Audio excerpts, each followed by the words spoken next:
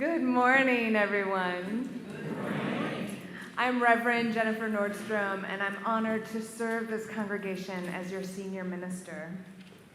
Our opening words this morning are entitled Eulogy from a Physicist by Aaron Freeman. You want a physicist to speak at your funeral. You want the physicist to talk to your grieving family about the conservation of energy so they will understand your energy has not died. You want the physicist to remind your sobbing mother about the first law of thermodynamics, that no energy gets created in the universe and none is destroyed. You want your mother to know that all your energy, every vibration, every BTU of heat, every wave of every particle that was her beloved child remains with her in this world. You want the physicist to tell your weeping father that amid the energies of the cosmos, you gave as good as you got. And at one point, you'd hope that the physicist would step down from the pulpit and walk to your broken-hearted spouse there in the pew and tell him that all the photons that ever bounced off your face, all the particles whose paths were interrupted by your smile, by the touch of your hair, hundreds of trillions of particles have raced off like children, their ways forever changed by you. And as your widow rocks in the loving arms of family, may the physicist let her know that all the photons that bounced from you were gathered in particle detectors that are her eyes, that those photons created within her constellations of electromagnetically charged neurons have energy that will go on forever. And the physicist will remind the congregation of how much of all of our energy is given off as heat, and he will tell them that the warmth that flowed through you in life is still here, still a part of who we all are, even as we who mourn continue with the heat of our own lives. And you'll want the physicist to explain to your loved ones that they need not have faith. Let them know that they can measure, that the scientists have measured precisely the conservation of energy and found it accurate and verifiable and consistent across space and time. According to the law of the conservation of energy, not a bit of you is gone. You're just less orderly. Amen.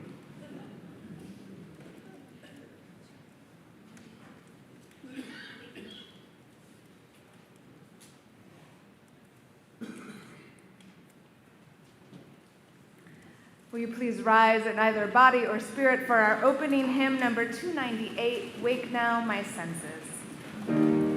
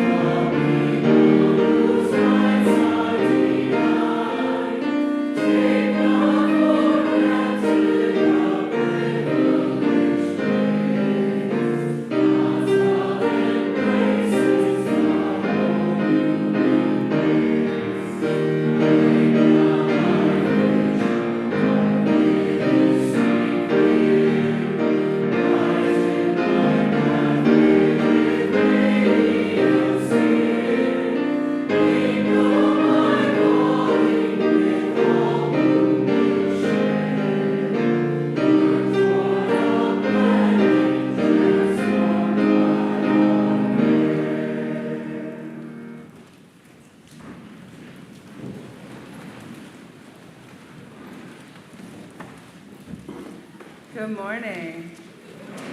I am Reverend Kimberly Tomchek Carlson, and it is my honor to serve as your Minister of Religious Education.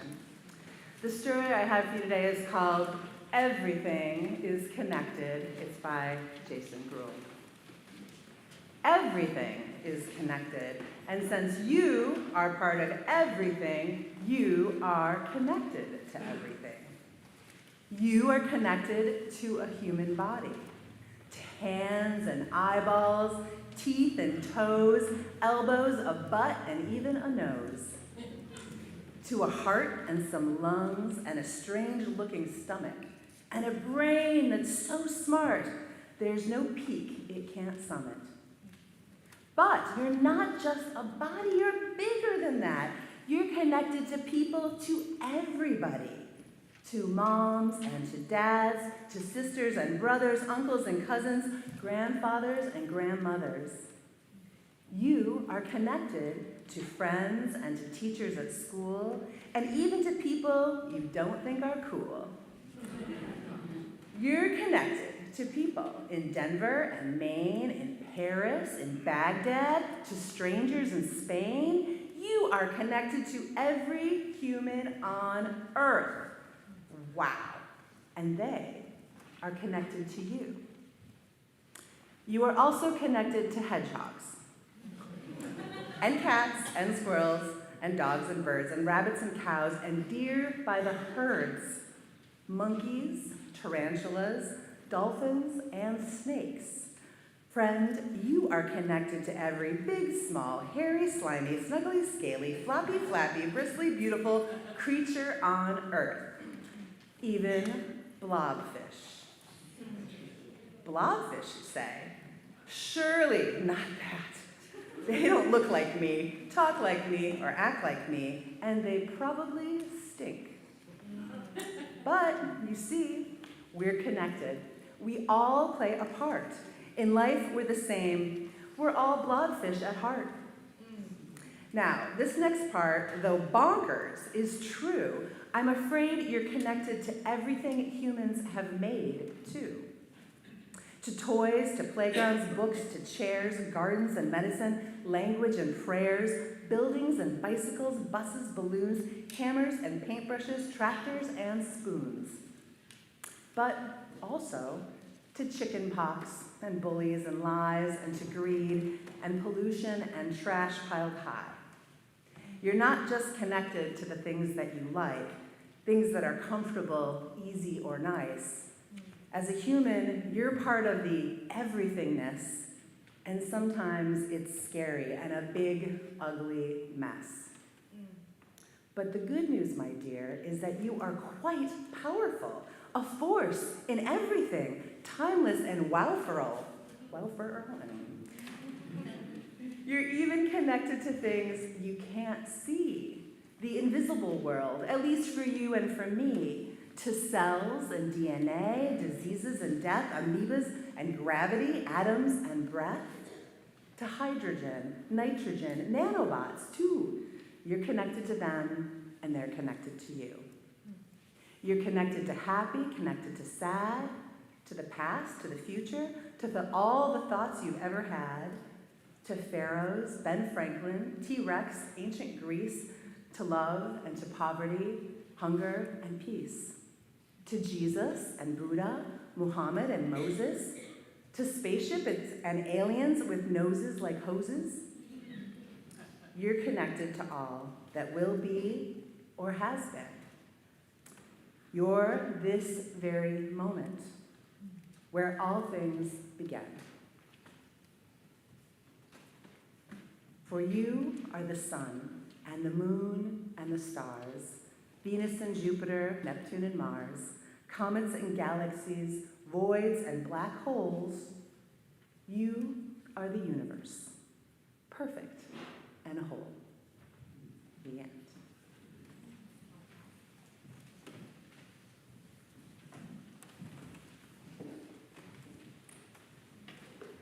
Dear ones, we have a candle of life today.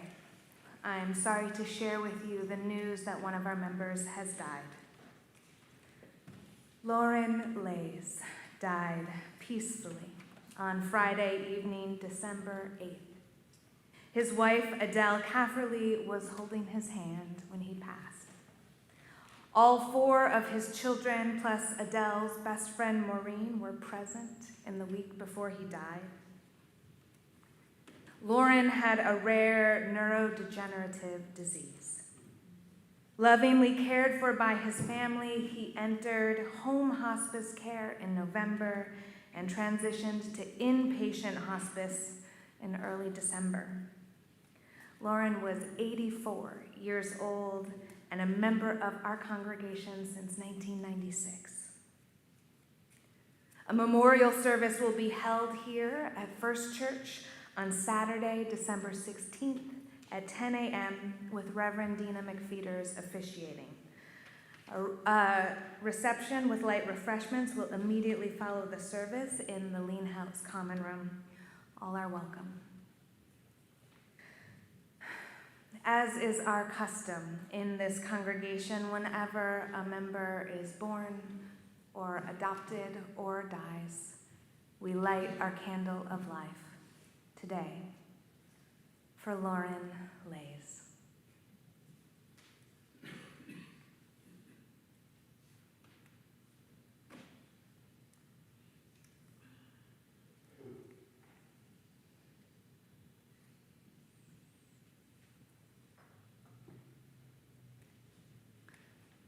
I invite you to join me now in a time of contemplation, which will be followed by silence, followed by singing Spirit of Life, hymn 123 while seated.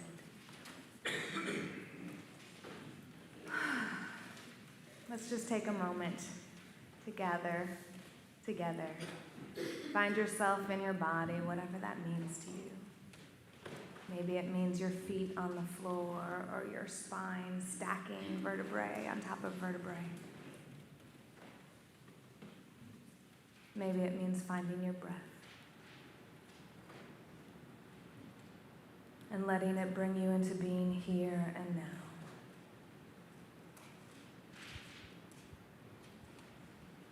Spirit of life and love, Holy One of our being and our becoming, that which is sacred within, among, and beyond us.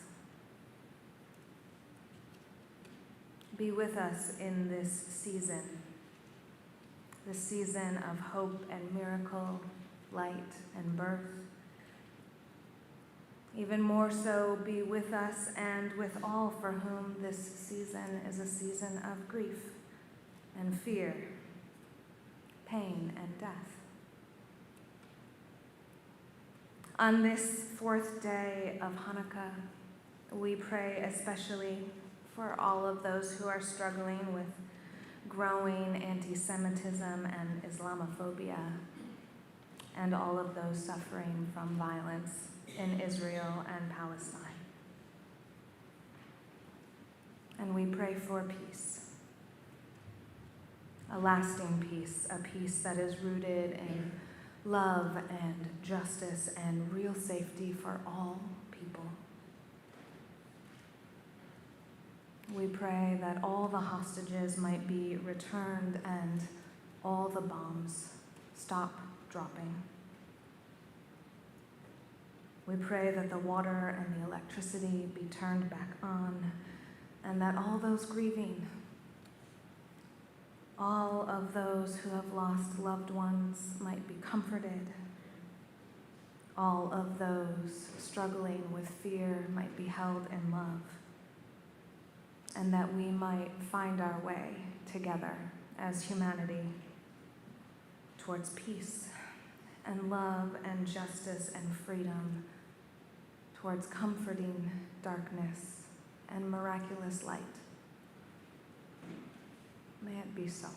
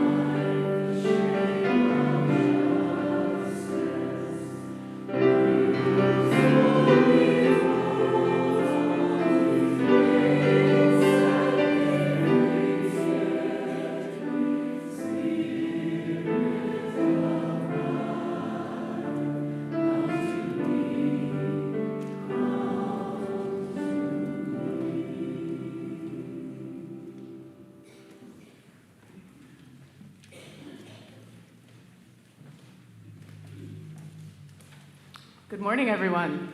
Good morning. Welcome to the First Unitarian Society of Milwaukee. I'm Trudy Watt, and I'm honored to serve as your worship associate. We welcome people of all genders, sexualities, ages, races, ethnicities, histories, and bodies. We welcome your mind, your heart, and your spirit. We welcome all you are carrying with you today and all your heart longs to set down. We welcome all the people watching online as we live stream this service. Hi, everyone online. We especially welcome guests joining us today. If you are a visiting guest, we invite you to fill out a welcome card located in the pew rack in front of you and drop it in the offering plates that will come around in a few minutes. Please join us for a social hour after the service across the hall in the Leanhouse Common Room. Some accessibility notes. You can find hearing assist devices and large print hymnals and orders of service at the back of the sanctuary, as well as worship activity bags for children and anyone who wants them. There is a fragrance-free area in the front right pews. And if you're watching online, you can enable YouTube's closed captioning on your viewing device.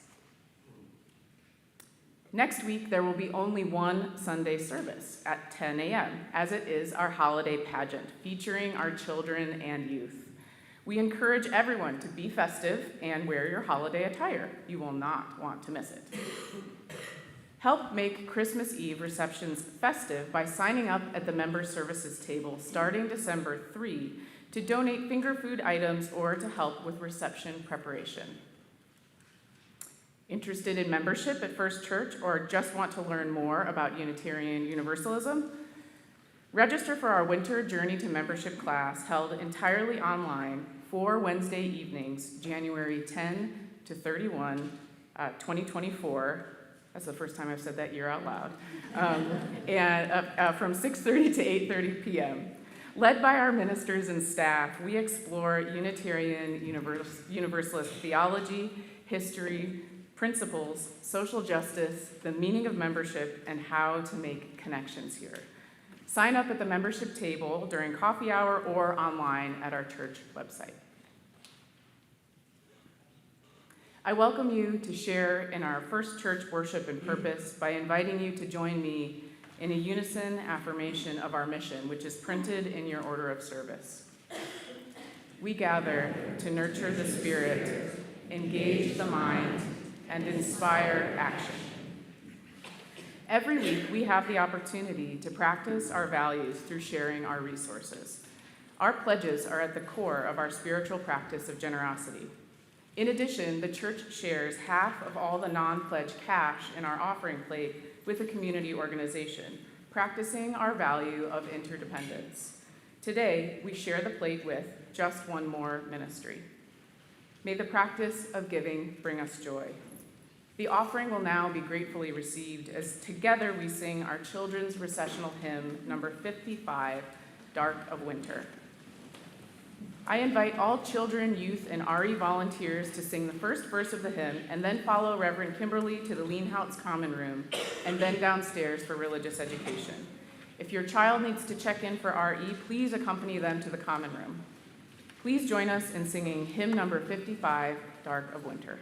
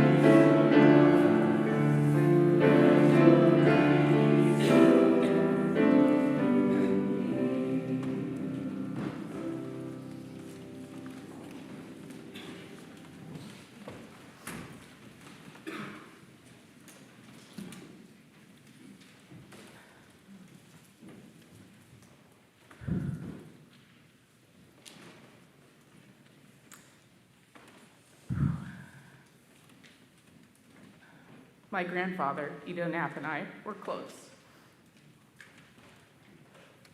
Being my Dutch grandfather, I called him Opa.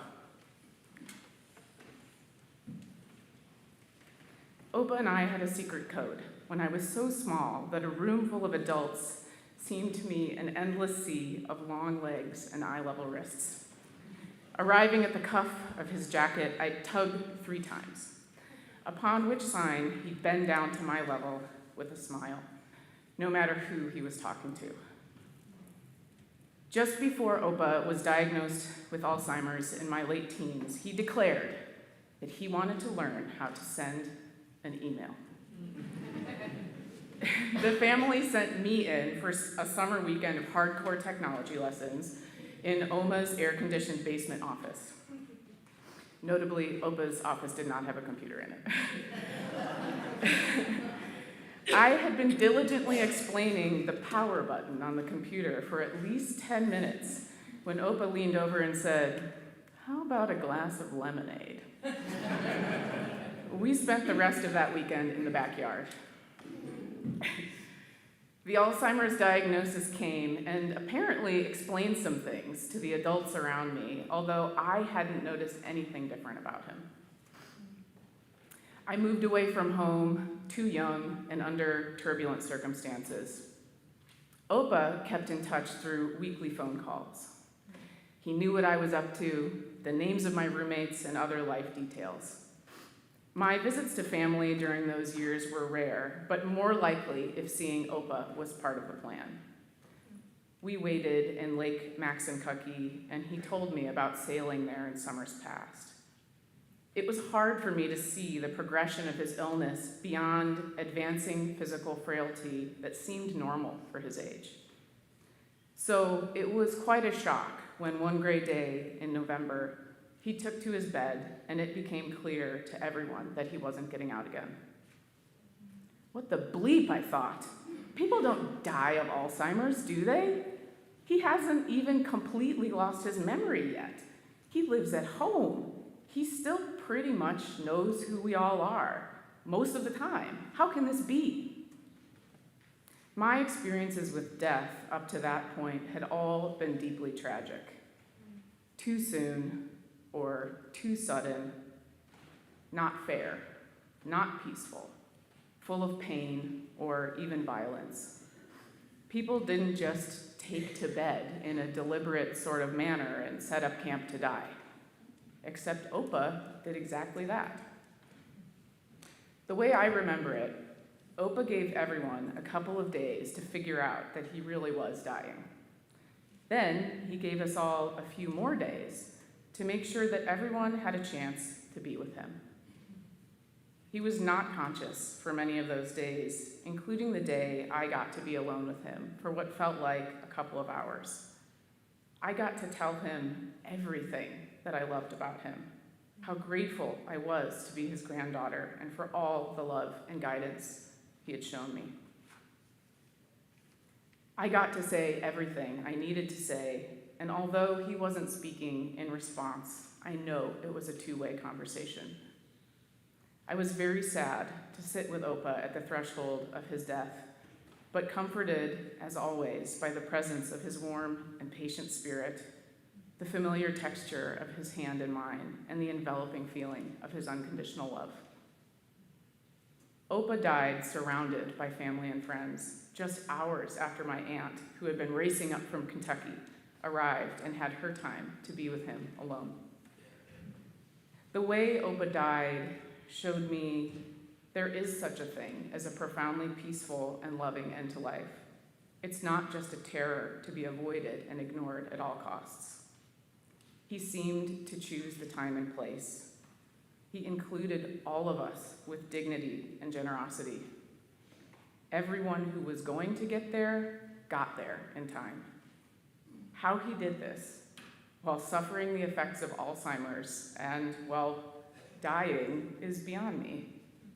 I guess knowing that kind of thing is beyond all of us.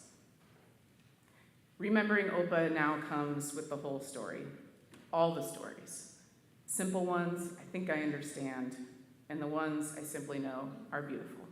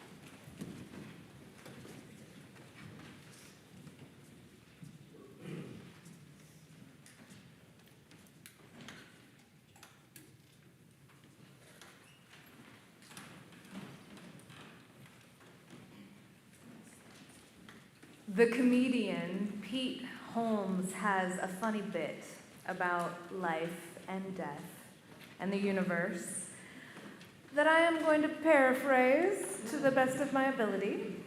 Please forgive me for not being a professional comedian, and I really encourage you to check out the professionals' work.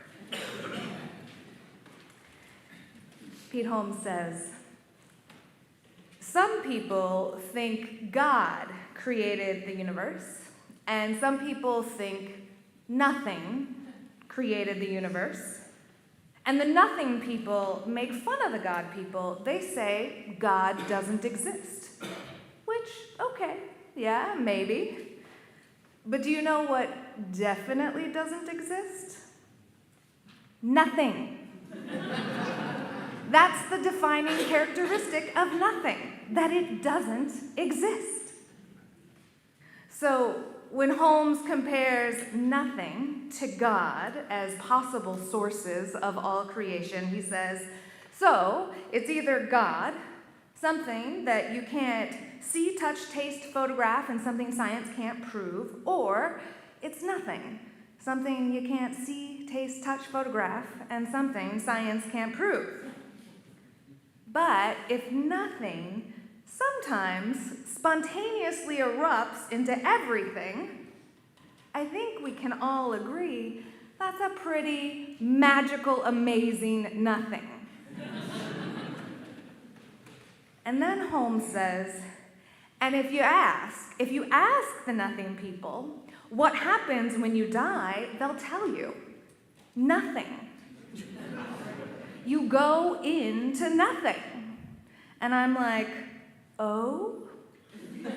You mean you merge back with your creator?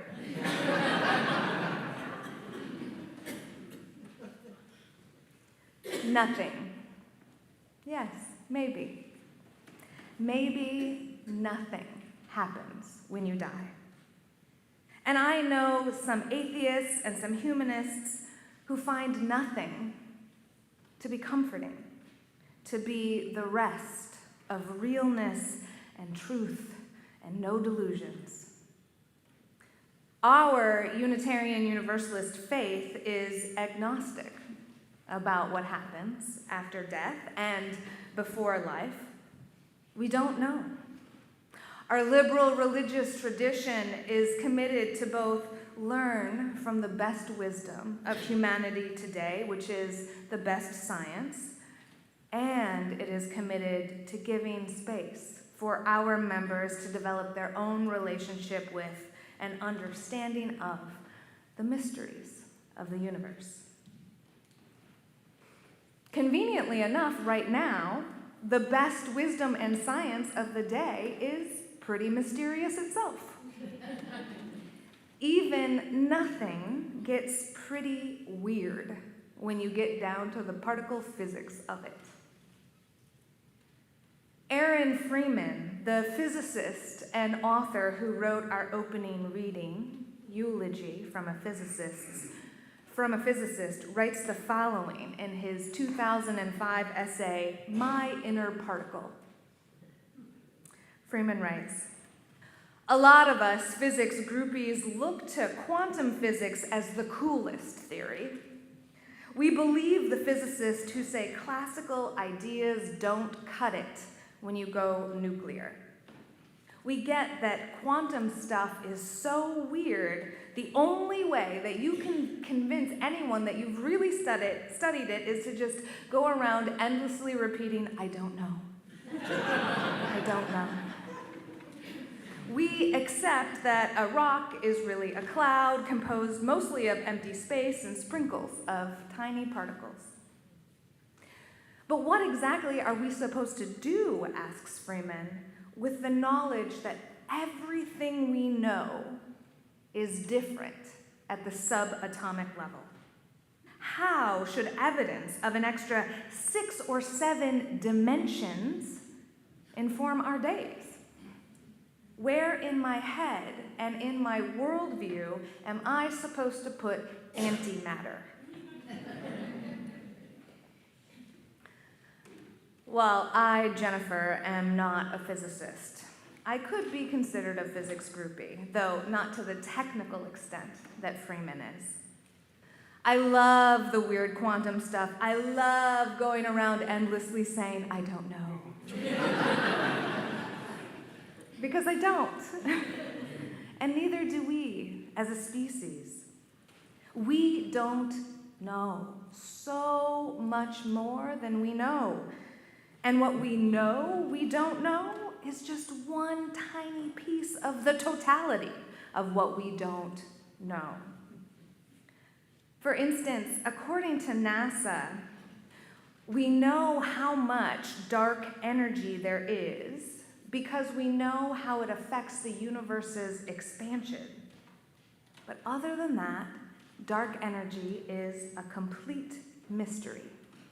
But it's an important mystery. It turns out that roughly 68% of the universe is dark energy. Dark matter makes up about 27% of the universe, and the rest, everything on Earth, everything in the universe, everything we've ever observed with all of our instruments, all normal matter, adds up to less than 5% of the universe. In fact, NASA says, maybe it shouldn't be called normal matter at all, since it is such a small fraction of the universe. The NASA article that I'm quoting goes on to explain a number of theories about dark energy, and each paragraph explaining a theory ends with the words written by NASA, so the mystery continues. We cannot measure, see, or detect dark energy, but it contributes to the universe's expansion with empty space at the edge of the universe, creating more empty space, which has more energy in it than anything that we know. Dark matter, on the other hand, can be detected because although we cannot see it, it bends light around itself. It has mass. In fact, it has quite a lot of mass.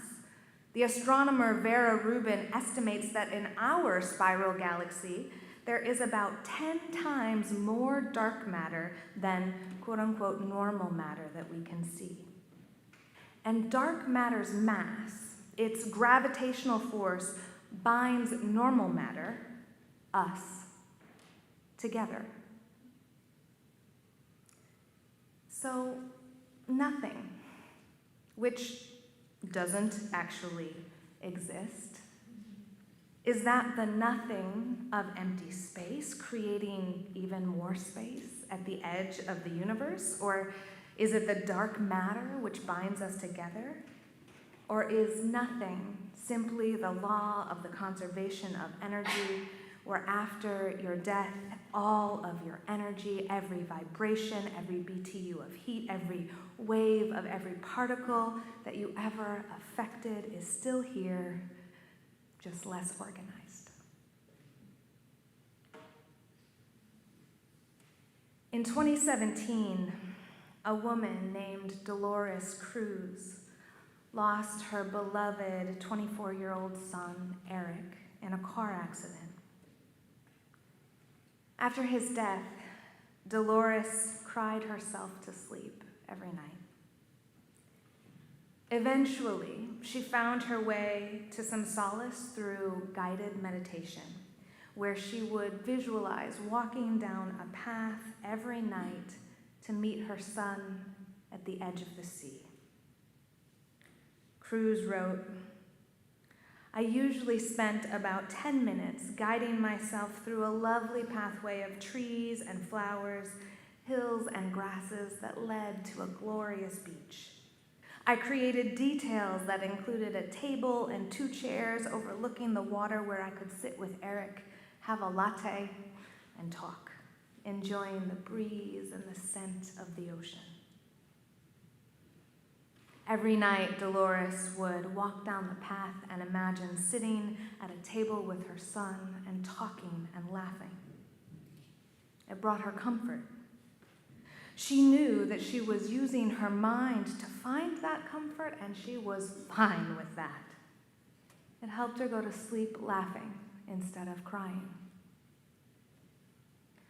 Then one night, Dolores was too tired for the whole meditation. She told Eric that she was just going to meet him at that table instead of going through the whole visualization, and she started imagining the table.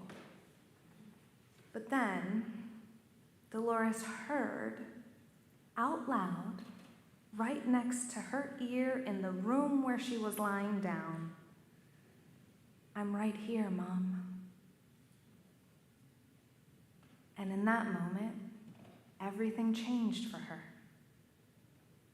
Dolores writes that it was a surreal moment, a moment of peace that cannot be described in our human words.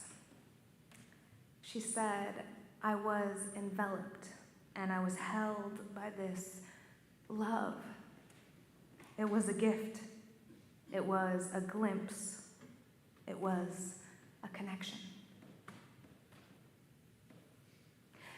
Since that time, Dolores has read hundreds of other people's experiences with their lost loved ones, from being visited by special animals connected to their loved one, to mysterious messages or voices or visions, to smelling their beloved loved one, or suddenly being overcome by some new and surprising and seemingly external sense of peace. Dolores has also had the experience of being dismissed by people. People who summarily tell her that her experience was just how her brain was processing grief, or something that her mind did. In her writing, you can read some of her insistent resistance to that dismissal and how she describes the experience. She says, "I knew I was imagining the path, the table, the conversation. But that voice was different. It was not coming from my imagination, it was coming from outside of me." Mystery. Life is a riddle and a mystery. While different people in our faith tradition vary in our comfort with different kinds of mystery, Unitarian Universalism as a faith tradition is very comfortable with asking the big questions. Where do we come from? Who are we? Where are we going? The 5 big questions in philosophy, as they're sometimes called, also include: why are we here, and how should we live? In Unitarian Universalism, we encourage our people to explore these questions using the best wisdom and knowledge of today, as well as personal experience. We also make meaning here together in church. But in exploring those questions, there's a lot more data for a couple of them, the who are we and how should we live questions, than there is for those big questions of where did we come from and where are we going. Those 2 bookends, earth and death, those are pretty mysterious. There are places that we can find data, stories, and experiences from people like Dolores Cruz, and other types of stories from people who have had near-death experiences or mysterious stories about birth. People have a variety of experiences with this thing that is universal: birth and death.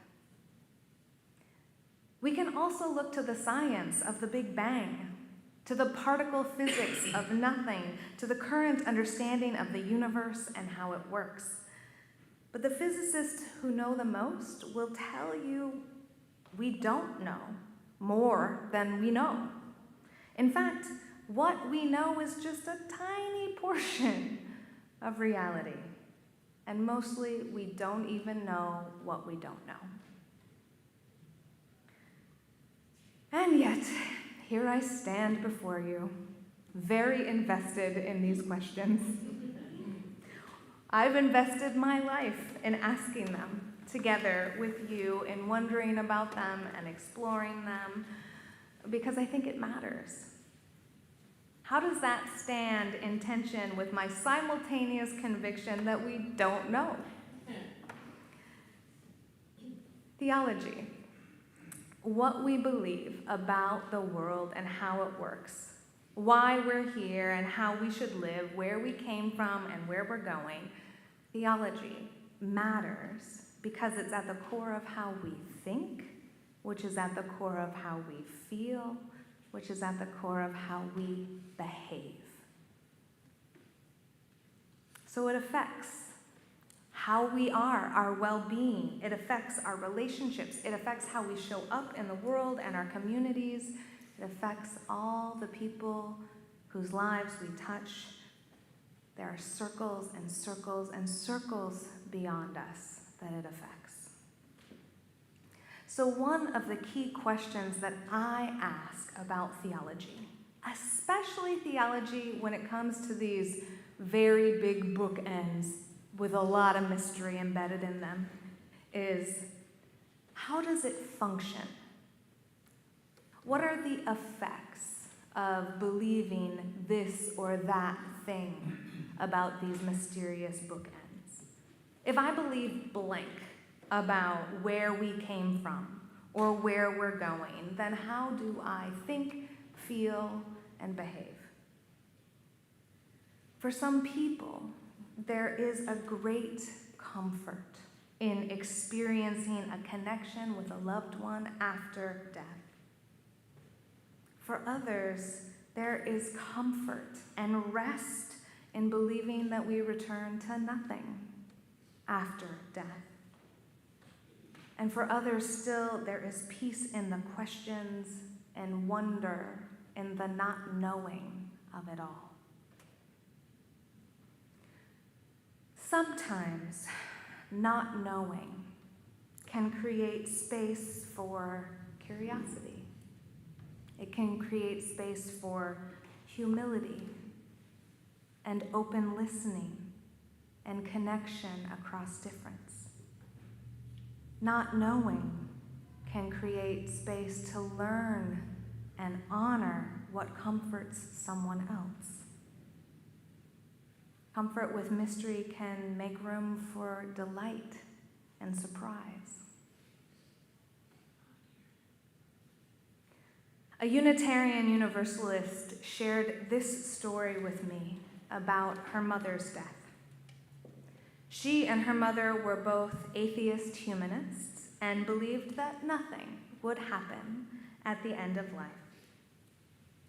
When the woman's mother was dying, the woman was by her side, holding her hand. They were both curious about what would happen because even when you believe something, you don't really know until you know. So the woman was holding her mother's hand as she was dying, and she saw Mom slipping away, and she whispered, "What's happening, Mom?" She could see that her mother's eyes were far away, even though she was still alive.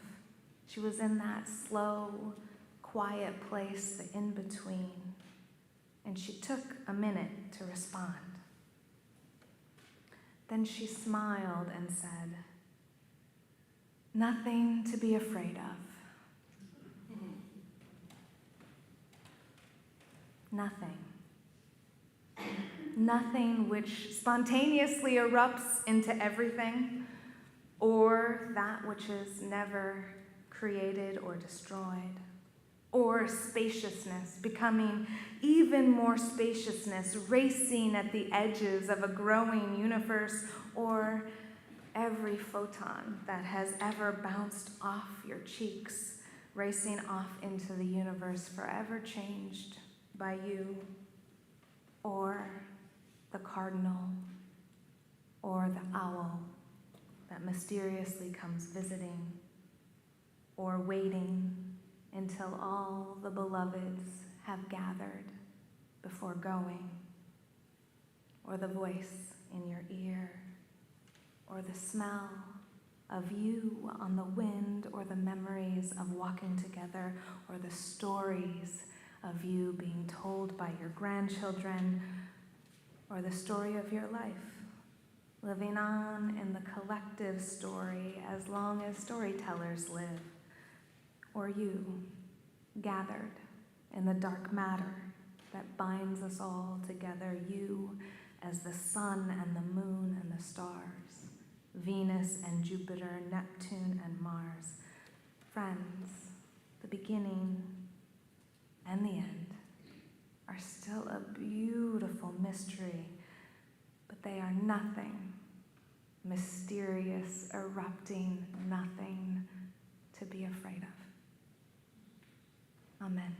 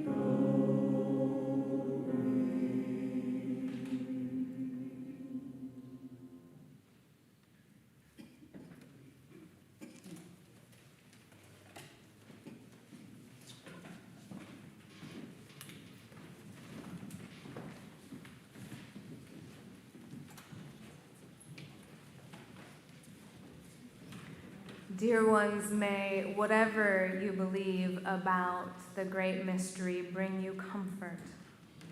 May you be held in the luminous darkness that is nothing to be afraid of. We're going to sing Where Do We Come From, number 1003, as our recessional hymn today, but Alyssa's going to give us a couple instructions before we do. Hey friends, so open your children note to 10:03, and this will be our recessional hymn. We're just going to sing in unison though, so your choir will lead you. It's the same thing they were just singing. We'll do it all the way through the form 3 times. And here's a short little intro, so come by your script, please. Hymn 10:03.